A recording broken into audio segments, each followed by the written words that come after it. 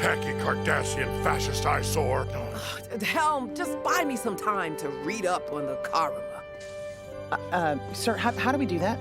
I don't know, just circle around and pretend we're in awe of the pylons. Yes, sir. Look, let's just get this part out of the way before we even dive into this breakdown. I'm going to talk about the Cardassians quite a lot here.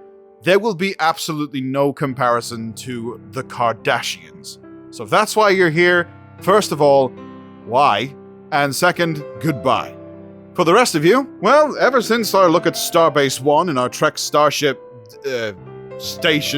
Starbase Breakdown, our comments have been positively clamoring for what appears to be most people's favorite space station in Star Trek history, and with it being the year of the 30th anniversary of this particular installation, who are we to say no? This former Cardassian station went from being never heard of to being one of the most historically, politically, and strategically important space stations in the entire Alpha Quadrant during the latter half of the 24th century. With multiple battles fought, tense negotiations, spiritual discussions, it's no wonder this station became such a strategic location during the Dominion War. Having been held and captured by both sides during the conflict, its unique position near Bajor and the wormhole to the Gamma Quadrant gave whoever held this place a tactical advantage on many fronts. But we've often wondered, and you may have as well, what are the secrets behind this station? Well, lords, ladies, and sovereigns, here is your chance to find out. For today, we break down one of my favorite things in all of Star Trek, the legendary Deep Space Nine. Think of it. 5 years ago, no one had ever heard of Bajor or Deep Space Nine, and now all our hopes rest here. Where the tides of fortune take us, no man can know. They're tricky, those tides. And on that note, welcome to Trek Central. I am your host, Lieutenant Commander Adam. Whereas you should definitely subscribe to the channel. Go on, get on with it. What are you waiting for? Originally known as Terok Nor, or behind the scenes affectionately as the Bicycle Wheel, this space station was first constructed sometime between 2346 and 2351, and it was built as a refinery for uridium ore mined from the planet the space station was constructed in orbit of. That would be Bajor. The station had an overall diameter of 1,451.82 meters and a height of 969.26 meters, which also, hilariously enough, is approximately the same size as a subscribe button when projected into outer space from the surface of any point on Earth. Yes, I'm going to keep making these references until you hit it. The station had 98 separate levels and was separated into 19 sections, each linked with 2-meter thick duranium, which could also block most known scanning techniques. The station had a capacity of roughly 7,000 people, but that was probably during its early years as a slave labor-powered refinery, with its later use as a commercial port and then defensive outpost, instead accommodating 300 to 2,000. The design of the station, Tacky Cardassian fascist eyesore, was extremely Cardassian in design. As expected, considering the fact that the Cardassians made the station. Funny, I thought it was constructed by Bajoran slave labor. I really have to stop quoting Cisco all the time. The structure consisted of multiple rings around a central core and 3 large docking pylons that arced above and below perpendicular to these rings. The docking pylons originally contained refinery equipment, while that was still the station's major purpose, but when the Federation took over, the pylons were refitted with cargo bays instead. These rings were also connected by 3 arm structures which gave the station a spoked look from above. Hence the bicycle wheel thing. The inner ring had 6 defense sails, which housed armaments and defensive systems. The inner ring was the habitat ring of the station, which housed the station's occupants in very sparse Cardassian-style quarters, complete with triangular pillows. Because Cardassians liked sleeping on Toblerones? Yeah, that'll do. The central structure housed the operations center as well, which was located at the very tippity top of the station, the promenade in the center, which could house numerous shops and other amenities, and underneath, a refinery for its prior purpose. As one would expect from a former Cardassian space station, the interior was, of course, of Cardassian design as well, with many elements of the station coming from Cardassian culture. The operations room of the station featured a tiered design, with a walkway circling around the sides, and terminals and workstations staggering down toward the center, allowing for the commander of the station, whose office was located on its highest raised edge, to be looked up to from the lower-ranked officers in the center of the room. The operations center also had its own transporter pad, and the main access point to the rest of the station was, of course, a turbolift. Directly beneath the operations center, we come to one of the easily visible from outside features of Deep Space Nine, the promenade.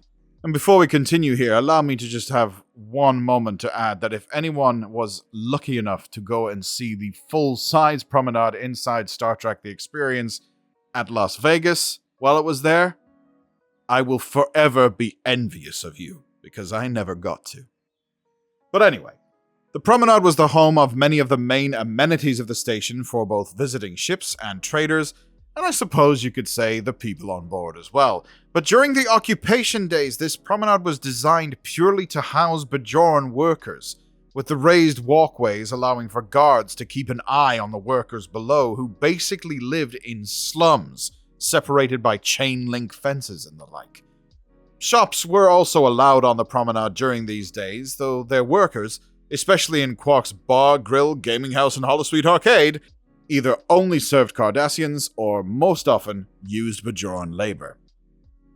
However, during its Federation administration, the entire ring structure of the promenade was opened up to all, and redesigned as basically a gigantic shopping mall.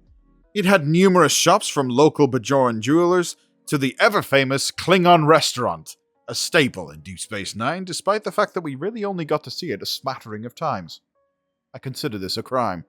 Just as I will also consider it a crime if you haven't yet smashed the subscribe button! Haha, and you thought you were safe. A directory for what was on the station could also be seen occasionally, letting us know of the numerous shops and amenities that were on the station, from Andorian fast food, Bajoran consulate offices, and even a bowling alley. Because let's face it, even if you can simulate one in the holosuites at Quark's, there's no substitution for the real thing. It's just a shame really they never got round to installing skee-ball machines. As an important outpost, the station had other facilities you would expect as well, such as medical bays and even constables' offices, with a brig for any would-be ne'er-do-wells. But perhaps the most interesting and unique addition to the station, even during the occupation, was the presence of a Bajoran shrine, where the Bajorans could pray to their gods, the prophets. This particular room became quite important in the station's history, housing temporal artifacts, battles between gods, normal everyday prayers, and a Pa-Wraith-possessed Gul Dukat committing unspeakable murder against one of my favorite people ever. Grr! Oh, and apparently it also had cargo bays, because you can never have too much storage space, let's be honest. And of course we can't forget about the springball and racquetball courts aboard DS9, with springball being a popular Bajoran game and racquetball a Federation game, and I wonder what would happen if anybody ever tried to merge the two together. As the station was originally an ore processing facility, it did not have very many armaments, though after the end of the Cardassian occupation and the Federation beginning its administration aboard, its armament capabilities were significantly improved. After the discovery of the Dominion, another refit was undergone in 2372 to add even more DACA to the thing, with omnidirectional phaser arrays and what I can only really describe as a pile of torpedo launchers. This allowed Deep Space Nine to defend against whole-ass fleets of starships. Whether it's the Klingons, the Dominion, almost the Romulans, twice. The station had Type 10 phasers and Type 11 planetary defense arrays, with photon and even quantum torpedo capability. These were embedded in the station's structure and could be deployed, appearing along the lines of the hull, with 2 on each docking strut, multiple within the outer ring of the hulls. As said, these were both phaser array and torpedo launcher modules, specially utilized for the defense of planets normally, and were able to fire spreads of photon torpedoes and fire phasers in multiple directions. It also had the storage capacity of 5,000 torpedoes. And with math like that, I'm sure you can understand why I decided just to call it a pile instead of an array. Not only were there these types, but also ringed phaser plates that extended from the weapon sails of the inner ring, which could also fire phasers and photon torpedoes as well. This allowed the station of DS9 to hold off against an entire fleet of Klingon ships, as I mentioned before, proving not only how offensive the ship could be, I didn't even write that one, but also how defensive it could be, being able to take such damage. With weaponry and defensive capabilities out of the way, why don't we talk about something you probably wouldn't expect to hear about from a stationary installation? Propulsion! Well, don't worry, I'm not about to suggest that Deep Space Nine had warp drive, because that would be A, ridiculous, and B, hilarious. But it did have a set of RCS thruster quads. These thrusters were located on the outer docking ring and basically covered the entire circumference of the station itself. They were powered by the fusion reactor that lay at the heart of the station, beneath the central core, and had power transfer conduits leading from them directly to the thrusters. An exhaust cone was also located on this underside fusion reactor, whether for byproducts of the fusion, such as heat, or for exhausting anything from the ore refinery. It's never really explored. As an important facility that needed frequent docking capabilities, whether that be for ore and labor transports in the early days, or commercial transports and a home base for military fleets later on, Deep Space Nine was equipped with 6 main docking ports, each located at the tip of one of the upper or lower pylons. They could accommodate vessels as large as Starfleet's Galaxy-class vessels. There were also 3 medium docking ring ports, which were located in the middle of the vertical pylons of the outer docking ring, which could accommodate vessels like the Defiant, 9 small docking ring ports on the docking ring between the large docking pylons for other vessels, and 6 runabout and shuttle landing pads, which were located on the habitat ring. Overall, the station could accommodate around 24 ships docked at any one time. Again, I feel like it was a hilarious missed opportunity that this was never shown.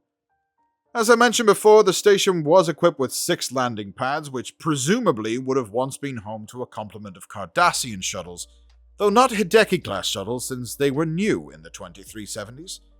By the time Starfleet began its administration of the station, the shuttle pads were home to Danube-class runabouts, as well as being standard docking for other visitors to the station from Ferengi shuttles and even Romulan in its time. These Danube-class runabouts would be the original auxiliary craft assigned to DS9, and they were used almost exclusively to allow the station staff to take long vacations to Risa. Okay, fine, they did away missions as well. Leave me alone.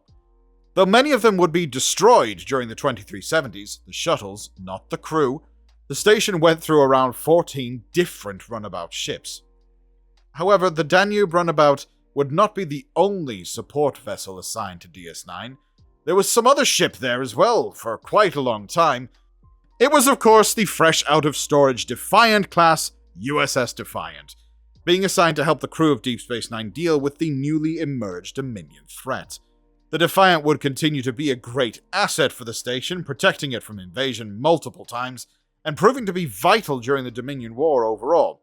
Unfortunately, and spoiler alert if you've been living under a rock for 25 years, that ship would be lost in the Second Battle of Chintoka, but would eventually be replaced by the USS Sao Paulo, which would be given permission to be renamed to USS Defiant. During the days of the occupation, Deep Space Nine was known as Terok Nor, like we've mentioned a little earlier on. Aside from being the ore refinery that was its main function, it also served as a military command post for the Cardassians, to allow them to oversee their occupation of Bajor. Notably, Gul Dukat served as a Cardassian prefect and was present almost always at the station. Given that it was originally constructed in orbit of Bajor, it of course operated on a 26-hour day just like the planet below. The year 2365 saw Gul Dukat appoint the station's long-standing chief of security, Odo. He had ties to both the Cardassian and Bajoran people following his discovery on a derelict ship not too far from Bajor some years before. obviously coming from the Gamma Quadrant and his original home in Dominion space. 2369 was when Deep Space Nine was truly born, rising from the ashes of Terok Nor, in some places, literally. The Cardassians withdrew from Bajor following 50 years of occupation, having mined and pillaged the planet of its resources. Due to the fact that they either could not move the station across interstellar distances or thought it would be too slapstick, they chose to sabotage the station instead, destroying a large portion of its onboard equipment, inflicting heavy damage on the promenade, and killing several shop owners on their way out. Therefore, the station's community was practically destroyed along with its systems. Eventually, following a petition from the Bajoran Provisional Government, the United Federation of Planets took command of the station via a complex agreement. It followed the idea that DS9 would remain the sovereign property of the Bajoran people, but a Starfleet officer would have overall authority in running the station. A representative of the Bajoran militia would also serve as the station's first officer to liaise with the government.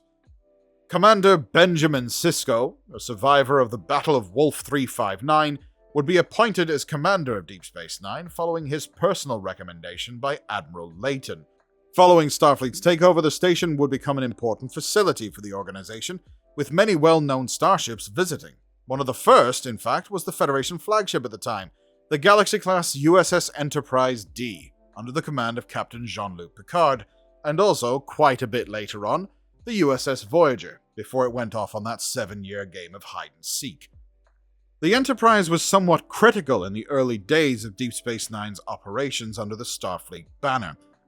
It turns out that Starfleet correctly predicted that the Cardassians, and the Cardassians as well, would not simply leave the Bajorans be.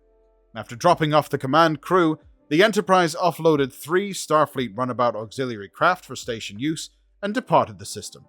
However, they would return soon after, following the discovery of the wormhole. Speaking of the wormhole, this was what put Deep Space Nine truly on the map. Days after the Federation took control, Commander Sisko spoke with Kai Opaka, a spiritual leader of the Bajoran people. She encouraged the commander to seek out the mythical Celestial Temple of the Prophets. Sisko and his science officer and all-around amazing person, Lieutenant Jadzia Dax, took the runabout Rio Grande and located the only known stable wormhole in the entire Milky Way galaxy, which led them to the Gamma Quadrant. Immediately after the discovery of this wormhole, a short power struggle occurred. Given the proximity of the wormhole to Bajor, Major Kira Nerys ordered Deep Space Nine to be moved to the mouth, in order to ensure Bajor's claim on the fantastic discovery. Thankfully, Chief of Operations Miles O'Brien, otherwise known as the most important person in Starfleet history, devised a solution on how to move the station with only 6 working thrusters. Therefore, DS9 now sat at the mouth of the wormhole. The Cardassians managed to embarrass themselves while trying to reclaim the wormhole, with Gul Dukat getting his warship stuck on the inside. Thankfully, Commander Sisko and Dax towed him back through, just in time, as the Cardassians had sent Gul Jasad and 3 Galler-class warships as they presumed DS9 had done something to Dukat, and they weren't aware of the wormhole yet. Given the discovery of a stable wormhole and the fact that it was now under the control of the Federation and Bajor, many races began to recognize the importance of the station, therefore allowing Deep Space Nine to become one of the most important outposts in the Quadrant. Sometime in the 2370s, the USS Keto would be docked at DS9 and a young Ensign Beckett Mariner would be on board the station, who also at some point would seemingly serve on it as well. Unfortunately, however, this was later revealed to be a Harvungian. Harvungian? I forget how to pronounce that. A type of cannibalistic shapeshifter. There, that'll do. Who would kill and eat multiple people on the station before finally being put down. Many other antics would occur on the station during the 2370s, but we'll only really talk about the key ones. The Klingon War and the Dominion War and the importance of Deep Space Nine. Because let's face it, the less we have to repeat the song A la Moraine, the better. But you didn't say the rhyme. And it's in your head too now. You're welcome. With the Cardassian government falling to a coup in 2372, restoring a civil government known as the Detapa Council and removing the military junta that was the Cardassian Central Command, Cardassia was considerably weakened. However, the forces of the Klingon Empire viewed this coup as being instigated by the Dominion, with the Detapa Council headed up by changelings, and they decided to start their own war against Cardassia. However, one of the main voices within the Klingon Empire to invade Cardassia was General Martok, who actually was a changeling himself, and wanted to weaken the Klingon Empire to help destabilize the Alpha and Beta Quadrants to aid the Dominion in conquering them. The leading members of the Cardassian Detapa Council were allowed asylum on Deep Space Nine, but this caused the Klingon Empire to withdraw from the Khitomer Accords with the Federation, and outright attack the station to get to the Cardassian government in exile. They would fail in this task, being stalled enough by the newly installed defenses of Deep Space Nine that Federation reinforcements would arrive, and the Klingon Empire did not want to fight a war on two fronts with two separate enemies.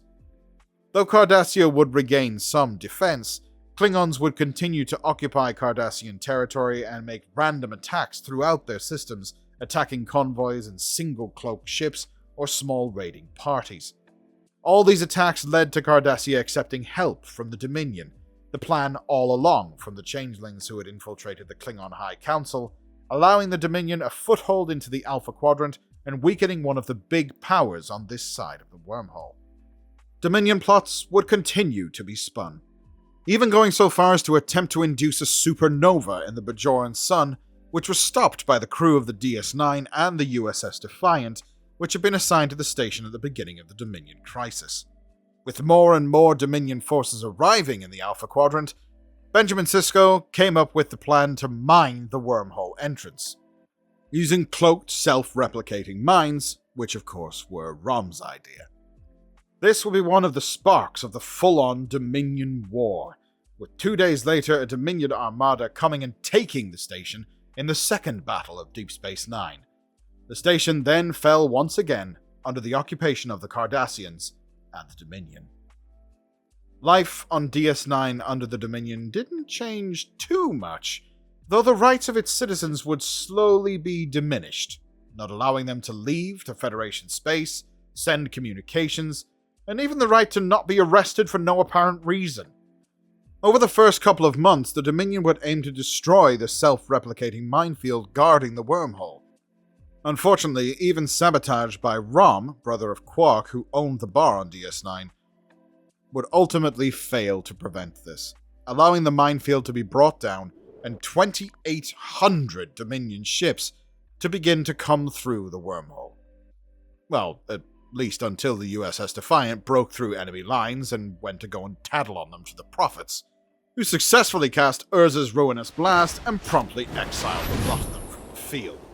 Yeah, that's right, I have Magic the Gathering jokes too. What of it? With no reinforcements and their defensive lines broken, and more Federation and Klingon ships on their way, the Dominion would withdraw from Deep Space Nine and bring their forces closer to the Cardassian border. DS9 once again fell back under the control of the Federation. The war would continue to rage from then on, and DS9 resumed its post as a critical position, even going so far as to host a Romulan senator who was promptly assassinated, and whose death was falsely blamed on the Dominion in order to get the Romulans to join the war on the Federation's side. Well, that's the official story, but we all know it was about making Romulan ale legal. Let's be honest. Even Section 31 paid the place a visit, having been tricked there by Julian Bashir, the chief medical officer of the station, while he was searching for a cure for the morphogenic virus affecting the Founders. The war would eventually continue into the year 2375, and with it ending a resounding Federation and Allied victory, Deep Space Nine served as the venue for the Dominion officially surrendering, where signatories included the Dominion, the Cardassians, the Breen Confederacy on one side, and the Federation, Klingon Empire, and Romulan Star Empire on the other. A condition of this peace agreement would be the personal surrender of the female changeling who had been the de facto Dominion leader during this war, and who would be taken into custody by the Federation. However, after this, Station Commander Benjamin Sisko would be forced to play one final game, and unfortunately it wasn't baseball. Sisko went on to defeat the Pa Wraiths, the devilish counterpart of the Bajoran Prophets, and he would then go to join the Prophets themselves, leaving the station to be overseen by now Colonel Kira of the Bajoran militia. Kira would remain in this position until at least the year 2381, where it was unknown whether the station was even still under Starfleet administration at all, due to most of its senior staff being from the Bajoran militia. During this time, the Ferengi Quark was almost kidnapped by the Karama, a member species of the Dominion, who realized Quark had been stealing their replicator technology. The whole premise of Deep Space Nine was to escape the limitations of what Star Trek was and look at what it could be. They took out characters and placed them in an unfamiliar environment, one that lacked state-of-the-art comfort, like on the Enterprise, and where there were people who didn't want them there. And this idea would be reflected in the station where the series was going to be set. One wild idea was that it was supposed to be an entire floating city above a planet, which would have definitely changed the story. A lot. Another direction the designers looked at was that the station could have been akin to the Tower of Babel, or in modern-day terms perhaps, the Burj Khalifa. A massive structure, in other words, but still having roots on the surface of the planet itself. Some of these initial concept works were done by Rick Sternbach, who designed many of the models for DS9, as well as Michael Okuda, who is known as mainly the graphic designer on numerous Trek shows, and of course, legendary production designer Herman Zimmerman. It was said this was a long and arduous process to go through, and as you can see from some of the designs on screen now, they were very rough shapes being mocked up both in drawing and on CG. As you can see, especially in the Okuda designs, there is some obvious inspiration from real-world oil rigs, possibly either inspiring its purpose as an oil refinery in the show, or perhaps they were told this was going to be the station's purpose from the get-go. Originally, another idea was for the station to be dilapidated and extremely archaic in its technology, far behind what we would expect from Federation technology. However, when this idea was replaced with a Cardassian space station, with the Cardassians already appearing in TNG and being established technologically, that idea was brought up to more on standard with Federation technology, but still a rundown station. However, after the process of designing wild, archaic, disparate space stations, Rick Berman, the one who oversaw Star Trek at this point, would say, forget about the Tower of Babel, forget about the various cultures, just give me the most alien thing that you can create that would be a space station at the edge of the galaxy. The station also had to be easily recognizable, such that even a child could draw it. Sternbach would later say he thought of a gyroscope shape as being the basic form of what they could use. They also vaguely connected the gyroscope shape with the shape of an atom, with all the electrons running around the nucleus. So in essence, what you would see in the Deep Space Nine exterior now is a combination of an atom, a Mercedes emblem, and a gyroscope. Deep Space Nine as a Mercedes emblem in space. I was today years old when I realized that is actually a thing. What is happening? The miniature, however, for the exterior of Deep Space Nine, which was used for filming, didn't really have many changes to it after conception had finished. A lot of the concept of the interior of DS9 was done by Ricardo Delgado, who had some big concepts for what the inside of the space station would look like. However, by the time the interior was being designed, it was firmly decided that the station was Cardassian in origin. Up to that point, we hadn't really seen very many Cardassian interiors. Only the Office of Gul Madred on Celtris 3 in Chain of Command in TNG. But really, the designs didn't have much to go on, except perhaps from an inaccurate number of lights. So a lot of the inspiration came from the ships and the uniforms. They also came up with an idea that Cardassians more valued the look of something from the outside than the inside. So even if the outside was to be sweeping and designed well, majestically even, the inside would have exposed structure and visible supports. And then, to further go off that, Cardassians prefer the ellipses to circles and angles to straight lines. No 90-degree angles ever on Cardassian designs, it would seem. An idea that they wanted to see the columns and beams that made up a structure and hold it together, then cover it with facades. Many of the ops concepts by Ricardo Delgado were large spaces with many ellipses and arches in them, as you can see on screen now. As said with ops previously in Universe, it was designed so that the superior officer could look down on his subordinates. This militaristic fascist look into Cardassian design was inspiration both in and out of production. Cardassian design in everything was to be less smooth than the Enterprise. They didn't want to have automatic doors, but giant cogs that were really loud when they opened between sections of the station. As you can see from these concepts, Delgado was heavily involved in the promenade, with many of these ideas coming to fruition, but perhaps a little smaller in scope. We could do an entire video on the behind-the-scenes aspects of Deep Space Nine, and if you would like that, let us know by all means in the comments below. But as of right now, that is all we need to know about the space station Deep Space Nine, its origins as Terok Nor, its design, specification, and abilities, history, and even the out-of-universe decisions that shaped it into the station we know to this day. We hope you've enjoyed this look at DS9 and this Star Trek Space Station Breakdown. If you want us to cover any more space installations, perhaps even Earth space stock with its upcoming appearance in Picard Season 3, let us know in the comments below. And if you want to keep up to date on all the latest Star Trek news, lore, and more, then make sure you hit that subscribe button and never miss a video from the team here at Trek Central. You can also follow us on social media or join the community Discord server. For now, I've been Lieutenant Commander Adam. Thanks for watching, and we'll see you next time. Live long and prosper, my friends.